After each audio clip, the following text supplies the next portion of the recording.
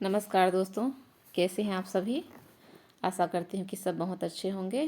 सभी को आंग्ल नव वर्ष की ढेर सारी शुभकामनाएं। और ये बड़ी खुशखबरी की बात है कि एनटीए का फॉर्म आने ही वाला है, एग्ज़ाम जल्दी होगा। तो आप लोग फटाफट तैयारी में जुड़ जाइए, ठीक है। और जैसे ही भारतीय काव्य शास्त्र खत्म होता है, पाश्चात्य काव्य शास्त्र की भी सीरीज़ आप लोगों के लिए आने वाली है। तो आप लोग बने रहिएगा और फ़ायदा उठाइए इस क्लास का। तो चलिए हम लोग ज़्यादा बातें ना करते हुए काव्य हेतु का जो शेष बचा हुआ है उसके स्वरूप पे बात कर लेते हैं। तो काव्य हेतुओं का स्वरूप, ठीक है। काव्य हेतुओं के स्वरूप को हम लोग देखते हैं। सबसे पहले आएगा प्रतिभा, ठीक है।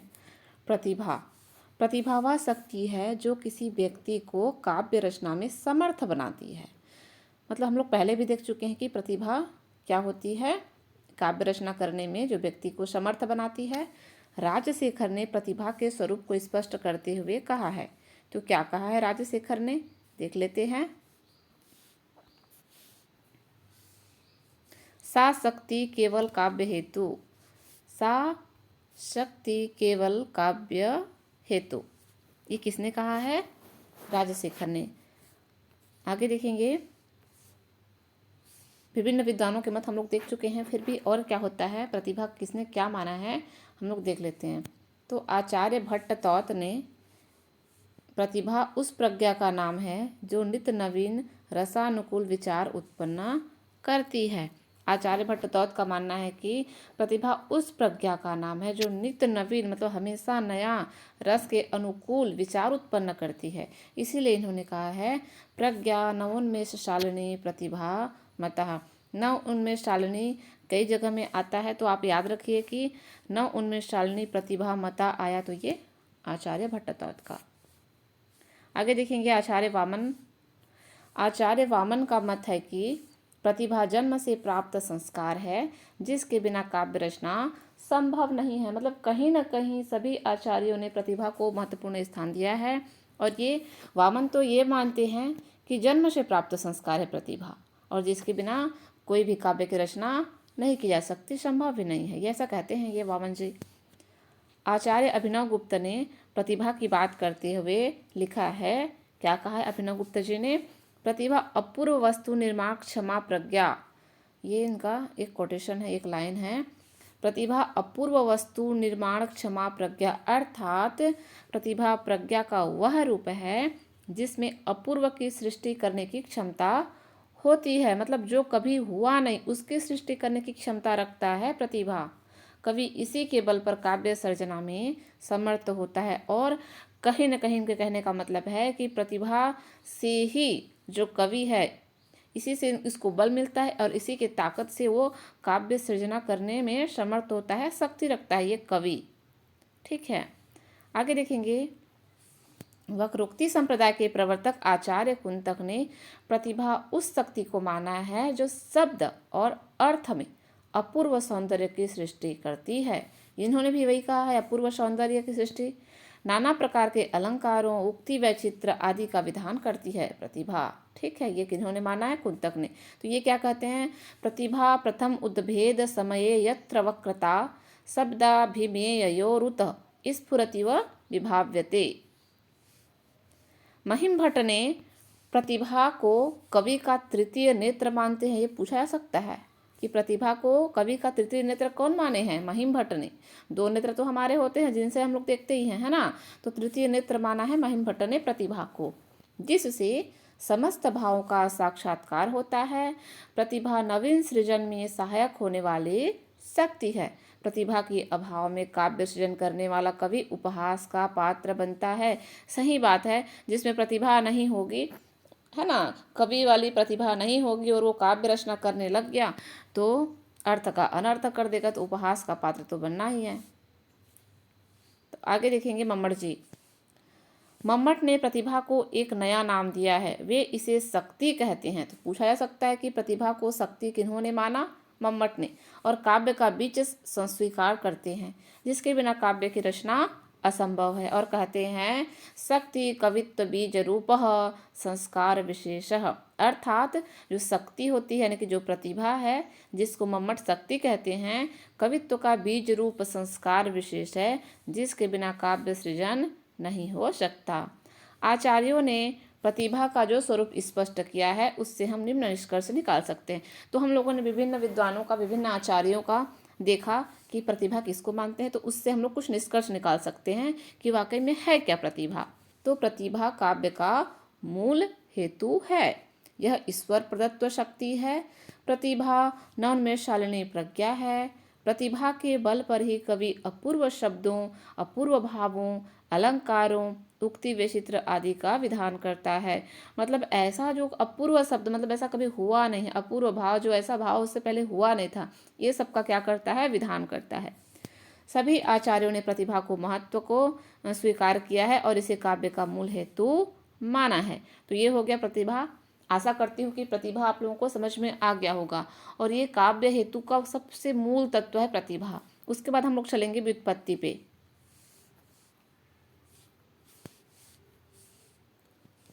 व्युत्पत्ति का शाब्दिक अर्थ है निपुणता, ठीक है, पांडित्य या विद्वता।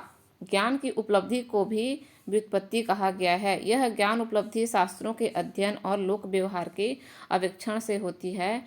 विद्वानों का मत है कि साहित्य के गहन चिंतन मनन से कवि की उक्ति में सौंदर्य का समावेश हो जाता है और उसकी रचना सुव्यवस्थित हो जाती है। रुद्रट ने यह बताया है कि छंद, व्याकरण, कला, पद और पदार्थ के उचित अनुचित का सम्यक ज्ञान ही व्युत्पत्ति कहा जाता है। मम्मट ने क्या कहा है, व्युत्पत्ति को एक नया नाम दिया है, निपुणता। यह निपुणता चराचर जगत के निरीक्षण और काव्य आदि के अध्ययन से प्राप्त होती है। किसी चीज में निपुण होना। राजशेखर ने क्या कहा है, उचित अनुचित विवेको व्युत्पत्ति। तो ये क्या कहते हैं, उचित अनुचित का विवेक ही व्युत्पत्ति है। संस्कृत आचार्यों ने व्युत्पत्ति को काव्य हेतुओं में दूसरा स्थान दिया है। व्युत्पत्ति के बल पर कोई भी व्यक्ति यह निर्णय कर पाता है कि किस स्थान पर किस शब्द का उचित प्रयोग होगा।